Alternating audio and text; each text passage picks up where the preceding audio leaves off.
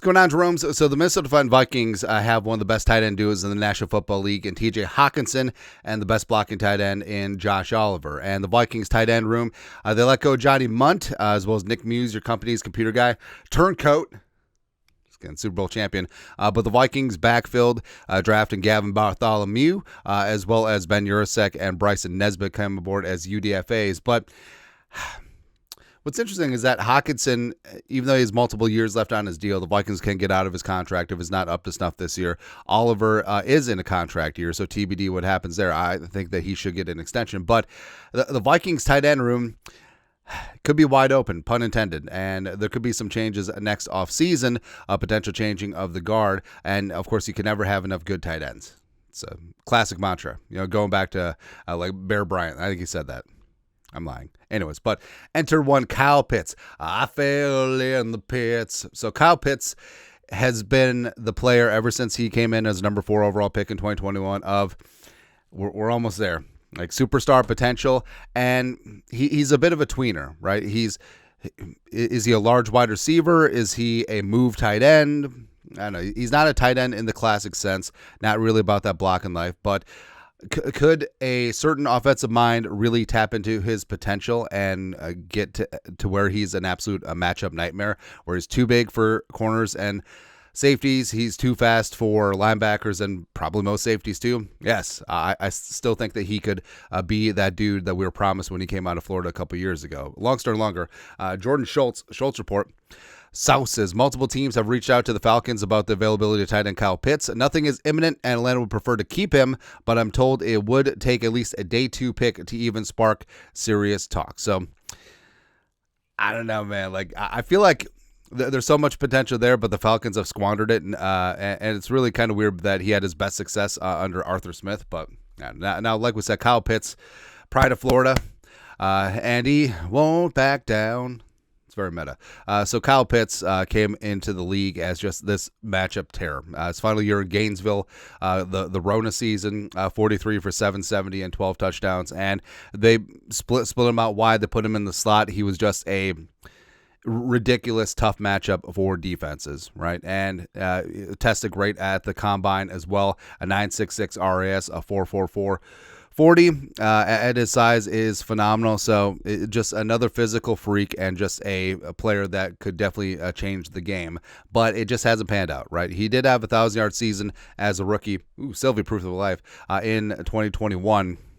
68 catches, almost nice. But production after that, did have an MCL injury, cost him some time in 2022, but it just hasn't quite been the same. Even though he did set a career high with 4 touchdowns last year, it always seems like his involvement in the offense is sort of a secondary thought, and it's just sort of shoehorned in there. Like there's not really much flow, whether it was Arthur Smith, whether it was the new regime last year. It just doesn't seem like he flows in the offense like he should. Also, you look at his contract, he is on his 5th-year option. Now, he made 1 Pro Bowl, but didn't hit the 2 Pro Bowl threshold to really amp up that 5th-year option. So, $10 million and change, it is fully guaranteed. That will be a flat cap hit as well.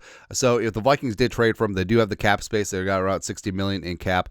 Plus, it could be a spot where they work out a deal. Maybe they amp up the draft compensation to take a couple million off, and it stays on the Falcons books. Who knows? But there's a couple reasons why this could work beyond the whole, hey, trade for that guy, trade for this guy that we're always about. But he is the quintessential mama, I can change him type player. Former number 4 overall pick, hasn't panned out on potential, still has tons of potential, is only 24, turns 25 in October.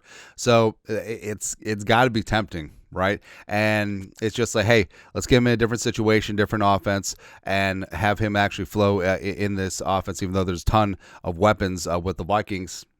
A final year of his rookie deal would still be a relative value if he does step up and step out. Like we said, Hawkins and Oliver are both TBD in terms of their future. So it could be a spot where Hawkinson and Oliver and Kyle Pitts could coexist, where Hawkins and Oliver are basically tight end 1, tight end 2. Oliver's that blocking tight end 3. But also, like we said, Pitts isn't really a tight end. He's really much more of a move tight end, a matchup nightmare, a joker, a large wide receiver, a big slot, like whatever you want to call him, right?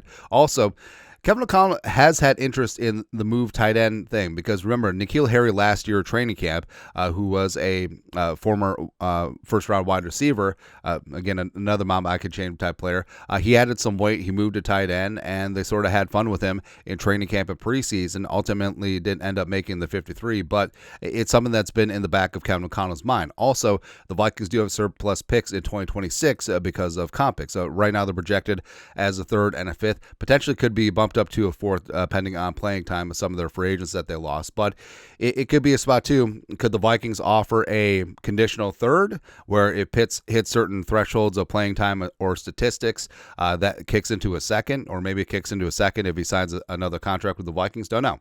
I don't know, but yeah, the Vikings, they do have the draft picks to be able to pull off a deal if they would like. Also, so say they trade a conditional third for Kyle Pitts, that becomes a second. If Kyle Pitts leaves in free agency off of his expiring deal, the Vikings get some comp picks back in 2027. So it's one of those things that it's one of those deals that really good teams do. Like they pick up an expiring deal. If it doesn't work out, they're hedged because they get some draft comp pick consideration in subsequent years. But I don't know. Like honestly, I feel like having a trial run of, hey, can Kyle Pitts be a weapon here? Can he be J.J. McCarthy's best friend? Can Kevin O'Connell actually deploy him in the way that he should have been deployed for all those years with the Falcons, and get him back to where he was that monster he was at Florida? I think it certainly could be possible. So I think it's something worth exploring. It's definitely an outside-the-box idea, but the Vikings could swing it. They got the cap, they got the draft capital, as well as they got questions at tight end for the future. Plus, it'd just be fun. And like everything I think about, like, does it default to being fun? If that's the true, then let's do it. Anyways, your thoughts are thoughts. Should the Vikings consider trading for Kyle Pitts one time? Yes. Let us know your thoughts. Our thoughts, comment section. You guys are the best to do. Skull production value.